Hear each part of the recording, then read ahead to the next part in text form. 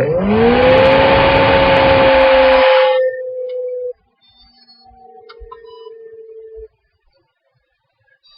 my name is Kathleen, and today I'm going to show you how difficult it is to actually perform two high-end eye coordination feats simultaneously. So I was trying to play Simon Says and cards on my cell phone at the same time, and I'm finding it rather difficult to pay attention to both. So I'm going to just set this aside and prove to you that this is what people try to do when they are texting while driving. Now, driving is an inherently dangerous activity, and it warrants your undivided attention. So let's begin with some hard facts about driving, and start with where the rubber meets the road. Earlier today, I jacked up my car and created this little footprint.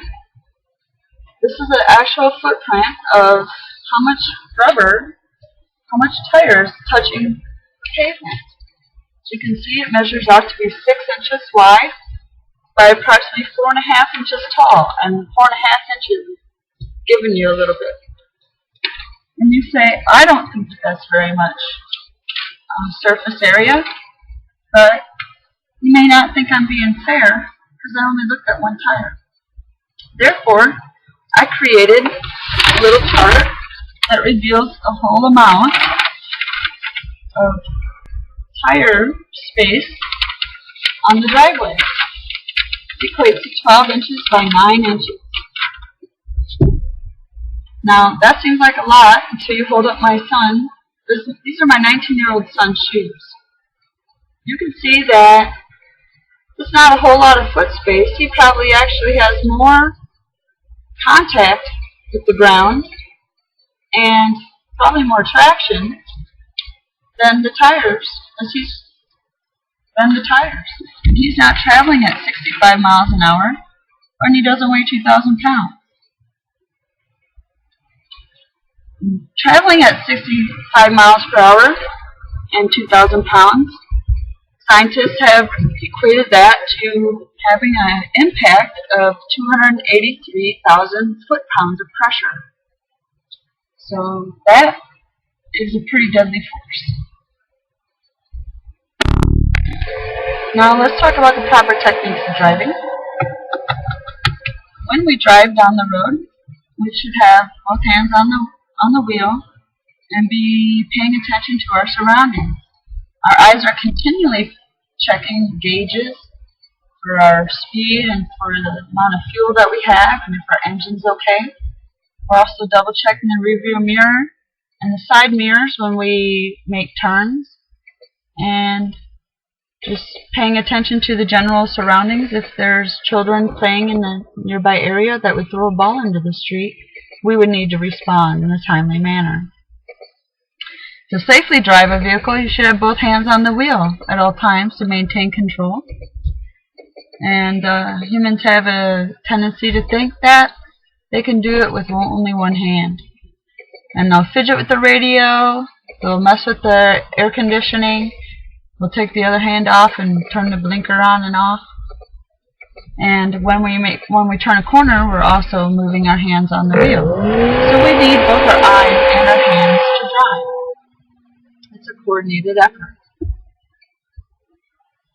Now, technology these days is pretty advanced, and people seem to think that they can subconsciously drive. So they purchase things like DVD players to entertain the kids, or GPS to tell them different locations of how to get somewhere, and they will be distracted by checking out the GPS or the entertainment in the back. And however, the number one distraction these days is the cell phone. People have become so used to cell phones that they are never unconnected, and they think it is a safe act to text while driving. Well, texting actually takes my attention away from the road. I need to open up the screen, get my message, decipher what it says, send a message back, hit send, and this entire time I'm traveling down the road with the probability of having an impact at 283,000 foot-pounds. It's a pretty dangerous activity. I think that threat would warrant my attention. So surface contact and speed are inherently dangers of driving, and driving requires a lot of concentration. So does texting. Texting has become such a problem that it's been considered an epidemic. There's dangers of texting and driving, and most of these statistics are relayed on a site called www.drivingandtexting.com. This site exposes frightening facts of texting while driving. The Human Factors and Ergonomics Society claim that approximately 80,000 drivers across this great country at one given time, 80,000 drivers are texting and driving, which leads to a 400% increase of your eyes not being on the road. The statement is supported by Virginia Tech Transportation Institute, which deems that texting while driving is the same as being blind for 5 seconds at a time. Every time you look down, you're blind. The National Highway Safety Administration judges that texting while driving is equivalent to drinking 4 beers. This makes texters 6 times more likely to cause an accident than a drunk driver. And 1.6 million accidents annually occur because of texting while driving. And out of the 1.6 million accidents, 330,000 injuries result. As a matter of fact, texting is the #1 distraction of teenage drivers. And according to the Institute of Highway Safety Fatality Facts, texting while driving causes 11 teens to lose their life each day. Being that texting is so deadly, many foundations have created campaigns to make the public aware. On September 15th, Fox News aired a clip called Teen Texting and Driving Awareness, and it revealed Green Bay students participating in a Celebrate My Drive. In this event, the students drove golf carts through obstacle courses, and they tried to text at the same time. Sometimes they would be blindfolded, or the judges would throw balls out in front of them so that they could test their reaction time as they texted while they drove. There are also television commercials that feature young people. One that stands out in my mind is a young man who has received brain damage, and he shows the text that he was writing at the time of his accident.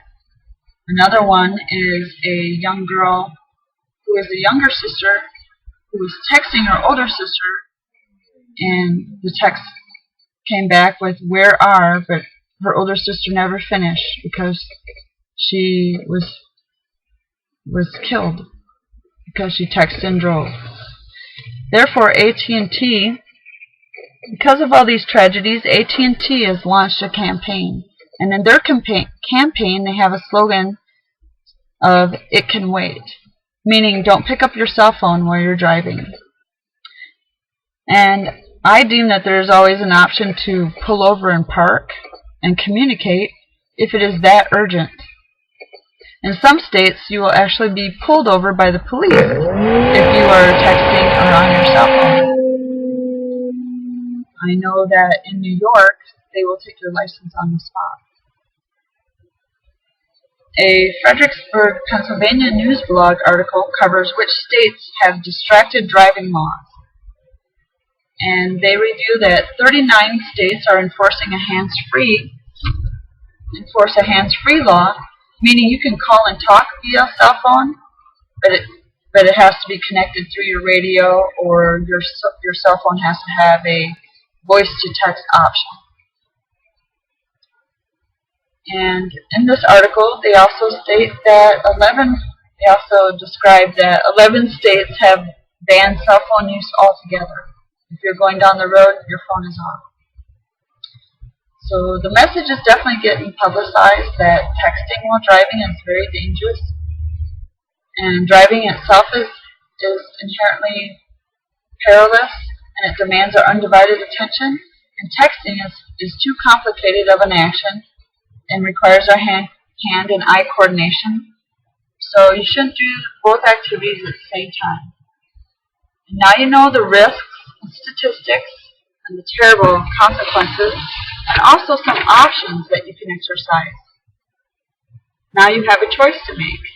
Not only right now do you make that decision, but every time the phone chimes and you are driving down the road, you have to weigh out that 283,000 pound impact probability. Thank you for listening. I hope you make some good decisions, and have a nice day.